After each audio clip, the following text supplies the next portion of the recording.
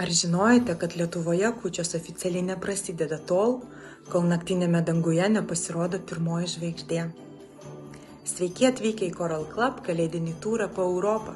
Mano vardas Olė ir šiandien su jumis pasidalinsiu kalėdų tradiciją iš Lietuvos.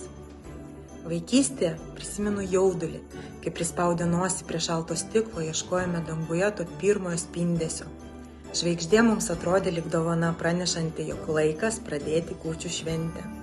Ir šiandien ši tradicija toliau užima ypatingą vietą mano širdyje. Mes visa šeima kūčių vakarą renkame stebėti žvaigždėtą dangų. Tai rami, apmąstymų kupina akimirka, tai galimybė sustoti, išsakyti savo norus ir pasvajoti apie ateities planus. Šis ritualas išties mus suartina, leisdamas pajusti tą tikrąją kalėdų magiją, pačią gryniausią jos formą. Nes juk pačios tikriausios kalėdos tada, kai būname su žmonėmis, kuriuos mylime. O kokios ypatingos tradicijos džiugina jūsų šeimą, pasidalinkite.